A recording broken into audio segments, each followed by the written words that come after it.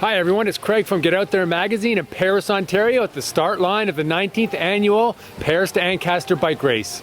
Billed as the largest bike race in Canada, this race was inspired by the Paris to Roubaix, which is a brutal race over cobblestone roads. So here they found the toughest farm lanes, trails and gravel roads that we're going to be riding over for the next 60 kilometers. And special thanks to the folks at Scott for loaning me this great cyclocross bike. It's going to make my ride all that much more enjoyable.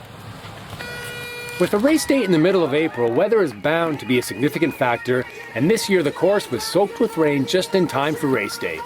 Since you'd need to possess a certain rugged nature to enter this race, the weather didn't deter nearly 2,000 cyclists who started in 3 waves, with the 4th starting at St. George on a shorter 35-kilometer course.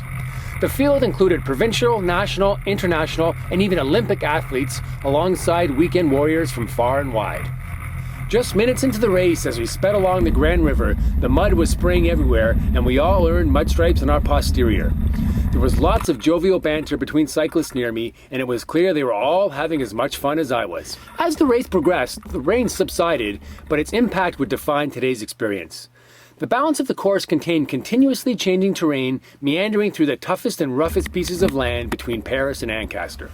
Riding the road sprayed water on our faces, but the rain-soaked trails through forests and fields were without a doubt the most challenging part of the day. Many stretches were difficult and in several cases even impossible to cycle. With hundreds and hundreds of cyclists already through the area, the mud was churned up thick and deep. Even so, I saw brave souls on unicycles, young kids, couples on a tandem bike, and even parents and their child on a tandem.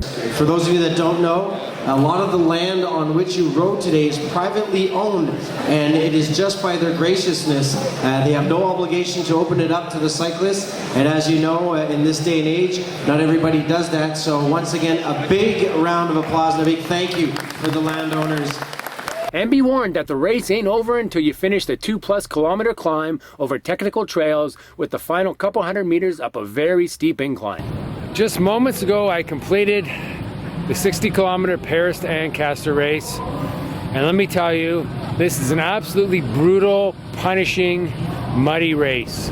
This is not something you want to go into lightly, so you definitely want to be aware of what you're getting yourself into. Inside the Ancaster Community Center, Subway sandwiches and lots of seating were available to cyclists so they could relax, take in the live entertainment and the award ceremony. So overall, the mud probably made today twice as challenging, but at least 3 times as fun.